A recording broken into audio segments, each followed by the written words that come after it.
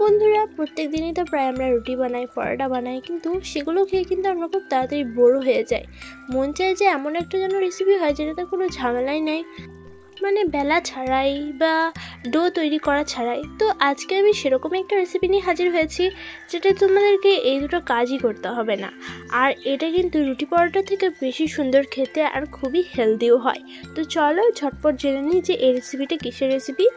এটা হচ্ছে ভেজিটেবল পিঠার রেসিপি, যেটাতে লাগবে তোমাদেরকে প্রথমেই 1 কাপ পরিমাণ সুজি নিয়ে নিতে হবে, গাজর কুচি, লঙ্কা কুচি, ক্যাপসিকাম, পেঁয়াজ, ধনেপাতা আর টমেটো সাইড করে রেখে দিলাম। এরপরে দেখো একটা মিক্সিং বলে 1 কাপ পরিমাণ সুজি দিয়ে দিলাম। দেন আমি এর মধ্যে 1/2 কাপ পরিমাণ দিয়ে দিলাম দই। দেন আমি এর মধ্যে ভেজিটেবল অ্যাড করে দেবো।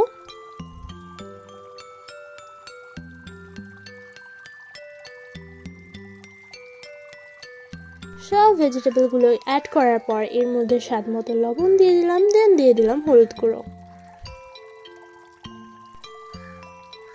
এরপরে সব উপকরণ সুন্দরভাবে মিক্স করে নিলাম।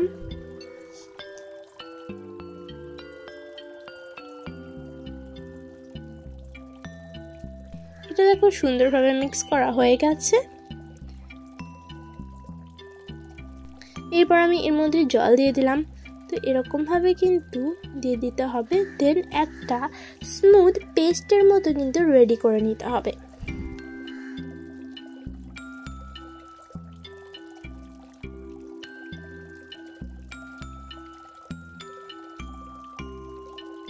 তো এখন বন্ধুরা আমি কিন্তু এটাকে ভালোভাবে মিক্স করে কিন্তু 15 মিনিটের জন্য ঢাকা দিয়ে রেখে দেবো। তো এখানে আমি বানিয়ে নিয়েছি তড়কা। তো তড়কার জন্য প্রথমে আমি একটা কথা বলে রাখি, তড়কাটা বানানোর জন্য তোমাদের লাগবে কালো সর্ষে, আর লাগবে এর মধ্যে গোটা জিরে, কারি পাতা নিয়ে এগুলোকে সবগুলোকে ভেজে কিন্তু একটা তড়কা বানিয়ে নিতে হবে।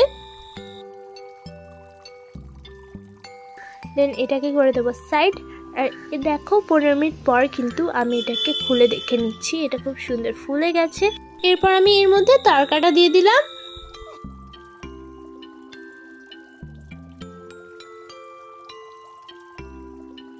এরপর আমি এর মধ্যে 1 চামচ দিয়ে দিলাম ইনো। দেন এর মধ্যে দিয়ে দিলাম জল, অল্প পরিমাণে জল। দেন এটাকে ভালোভাবে কিন্তু মিক্স করে নিলাম।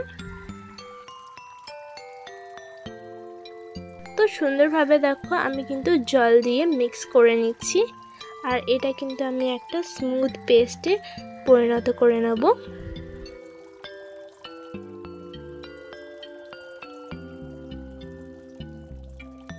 আর এদিকে দেখো গ্যাস ওভেনে একটা প্যান চাপিয়ে এর মধ্যে দিয়ে দিয়েছি তেল ব্রাশ করে।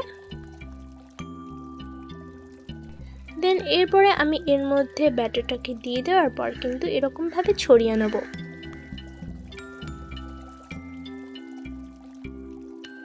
তো আমি এটাকে ঢাকা দিয়ে কিন্তু একটু বেক করে নিয়েছিলাম, আর ঠিক অল্প সময়ের মতোই, যেমন 20 থেকে 30 সেকেন্ডের মতো এটাকে কিন্তু বানাতে লাগবে। তো এটা এখনও কিন্তু হয়নি, তাই আমি এটাকে পুনরায় ঢাকা দিয়ে দিলাম।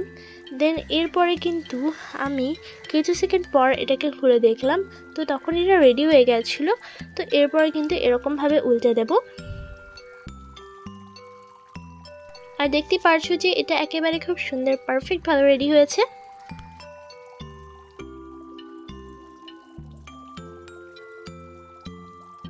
এরপর এর সাইডে করে দেবো তেল ব্রাশ।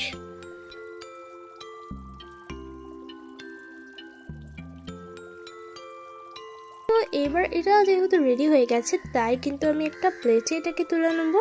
আর দেখতে পারছো যে কতটা পরিমাণ সুন্দর হয়েছে।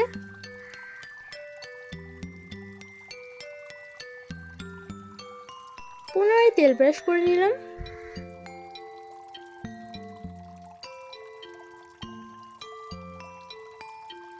তারপরে করে নিচ্ছি রেডি। তো এরকম ভাবে ছড়িয়ে দিলাম।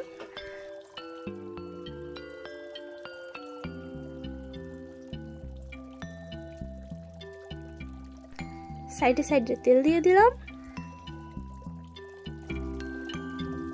এটাকে ঢাকা দিয়ে ওয়েট করতে লাগলাম। কিছু সেকেন্ড ওয়েট করার পর আমি এটাকে খুলে নিলাম। দেন এটাকে উল্টে দিলাম। এর সাইডে দিয়ে দিলাম তেল। তো তারপরে কিন্তু এটা রেডি হয়ে গিয়েছিল। তো এটা এখন রেডি। এরপরে কিন্তু আমি এটাকে তুলে নেব।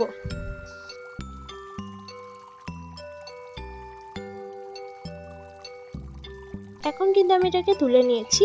তো সেম প্রসেসে কিন্তু বানিয়ে নেব।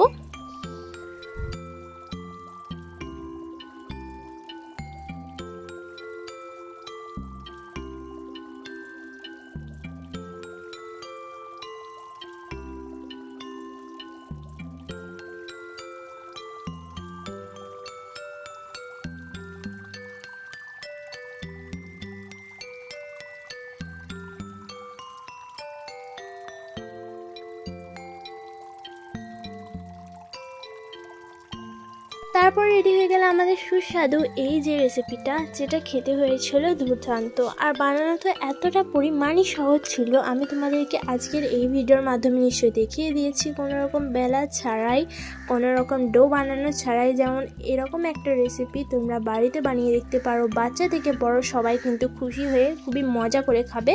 আর এটা হচ্ছে খুবই হেলদি একটা ফুড।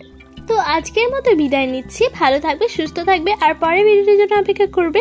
যারা যারা আমার চ্যানেলটাকে এখনও পর্যন্ত সাবস্ক্রাইব করেনি তারা অতি অবশ্যই আমার চ্যানেলটাকে সাবস্ক্রাইব করে নাও, এবং পাশে একটা বেল আইকন আছে সেটা অবশ্যই ক্লিক করে দেবে আমার নিত্য নতুন ভিডিও সর্বপ্রথম পাওয়ার জন্য।